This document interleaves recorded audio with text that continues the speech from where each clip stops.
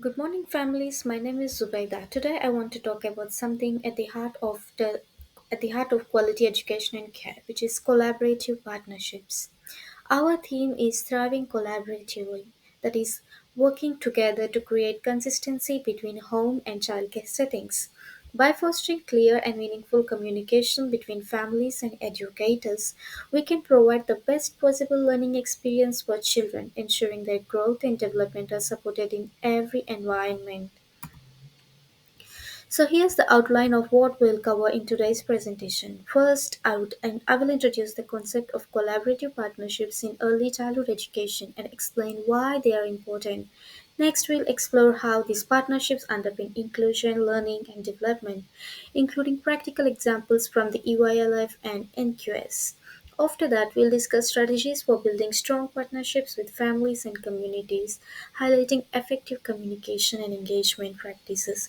Finally, we'll conclude with key takeaways and implications for educators. This structure will help us understand both the theory and practice of meaningful collaboration in early childhood education and care. Now, let me ask you a question. Who do you think is a child's very first teacher? It's not the school, not the textbooks. It's the family. Parents and caregivers are a child's strongest influence. But when families and educators and communities come together as partners, something powerful happens. That is, children's learning, confidence, well being don't just grow, they flourish. Collaborative partnerships aren't just friendly chats at pickup time. They are intentional, respectful relationships built on trust, open communication, and shared responsibility. Research tells us that children thrive when their home life and their early learning environment are connected, cultural relevance, and most importantly, a deep sense of belonging.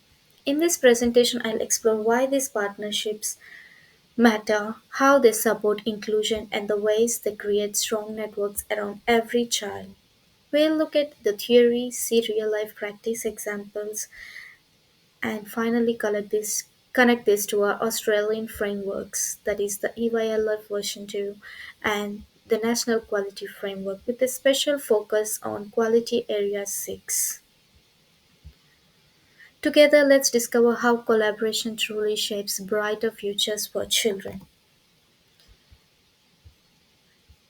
Research shows that family community engagement is key to children's success. When families are actively involved, children do better academically with stronger literacy skills and higher achievement over time. Engagement also reduces absenteeism. Children attend more regularly when families feel welcomed and connected. Strong partnerships support children's well-being, resilience, and social confidence. Families' cultural knowledge helps children feel a sense of belonging and create inclusive learning environment that reflects EYLF principles of equity. In short, family and community engagement is not an extra, it's a foundation of learning, well-being, and identity. In practice, there are different perspectives on what family engagement means. The traditional approach often focuses on attendance at events or helping with homeworks. It's helpful but limited.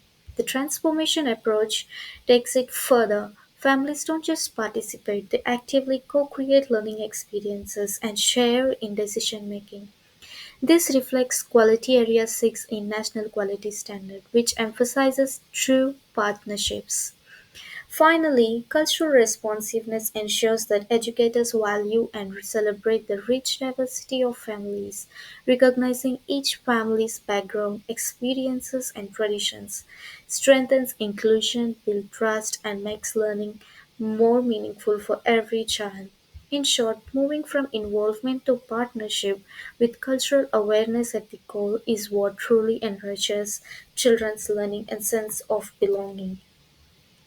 There are several important theories help us understand why genuine partnership with families are so important in early childhood education. The first one is Bronfenner's ecological system theory, which shows children grow within layers of influence, family and educators at the center with wider systems like community, culture and time also shaping development. Strong family educator partnership strengthens the link between the home and learning, helping children feel secure and confident.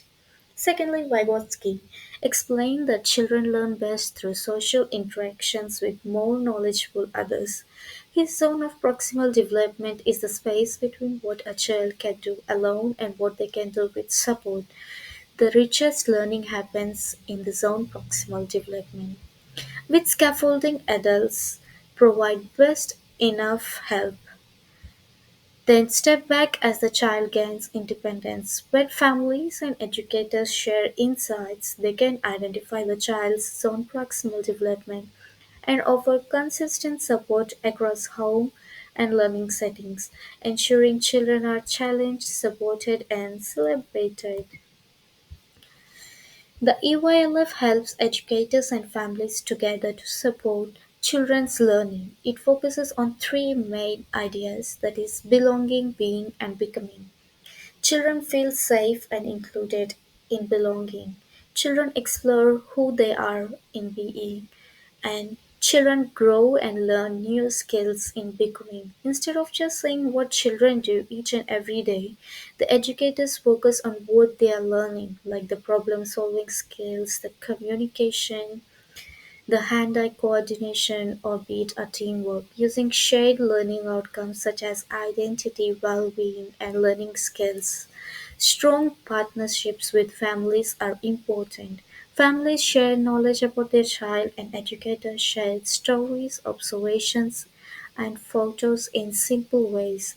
This helps children become confident and capable while supporting learning inclusion and development, and also strengthens link between home and childcare and the wider community.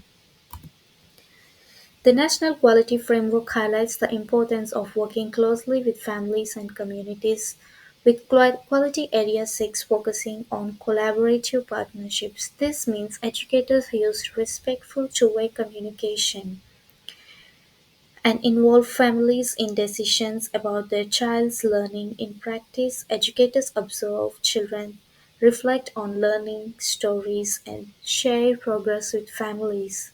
They also co-plan experiences and seek families' feedback, making family genuine partners in their child's development. Community connections further enrich learning, support inclusion, and giving children the best possible opportunities to grow and thrive. There are different strategies for strong partnership. The strong partnership with families are built on trust, communication, and collaboration.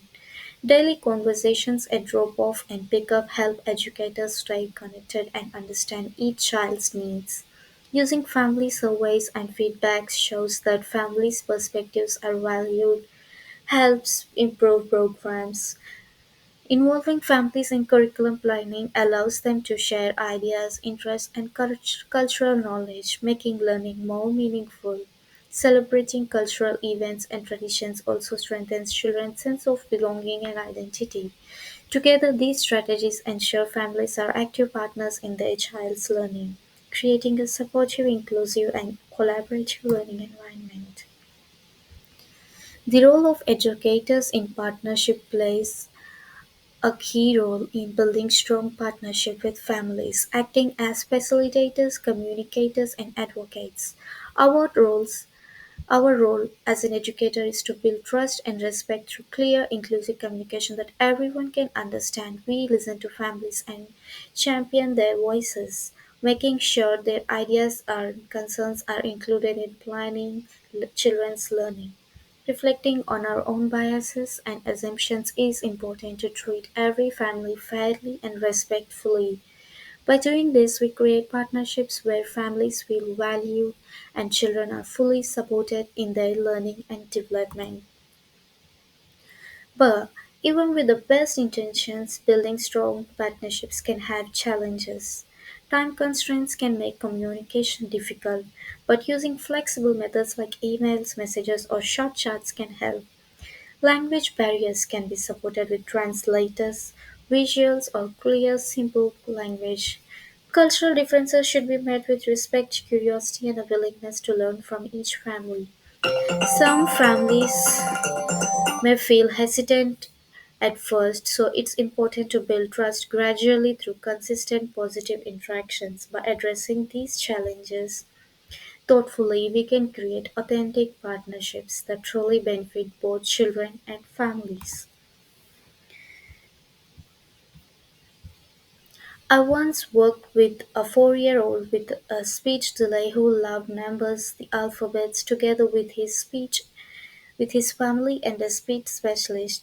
We set joint goals. The family shared his interest, which we used in activities like literacy, numeracy, and songs like Boundaries, like Please Stop, I Don't Like It, became opportunities for conversation and learning. At the same time, we encouraged him with simple positive phrases like Let's play, I like to eat, and over a term his communication improved and he became more confident with peers. This success was possible because everyone worked as a team families, educators, and the specialists, creating a consistent learning environment. And there is another example, which is supporting a 3-year-old starting a toilet training. As an educator, I advise the parents to use consistent strategies at home and childcare. Together, we created a plan where we reminded him every 30 to 60 minutes and used the same pull ups across both settings. We also introduced a dinosaur sticker book to celebrate success, making the process fun and motivating. Because the strategies were consistent, the child quickly gained confidence and independence. This shows how small, coordinated approaches, when families and educators collaborate, and can make a big difference. To conclude, collaboration with families and communities is at the heart of high quality early childhood education. Theories like Vygotsky, social constructivism, and Bronfenner's ecological model reminds us that children learn best in supportive, interconnected environments. In practice, this means co-planning activities, celebrating cultural knowledge, and using respectful, inclusive communication. Policy frameworks reinforce this work. The EYLF highlights belonging, being, and becoming, while the NQF sets expectations for partnerships in quality area 6. Yes, challenges exist, such as time, pressure, language differences, but with flexibility, interpreters, and active listening, partnerships can remain strong, ultimately building genuine relationship with families is not just beneficial, it is essential. It ensures consistent learning, creates inclusive learning environments, and lays the foundation for lifelong well being and success. Thank you for listening. I would now like to open the floor for any questions or queries you may have.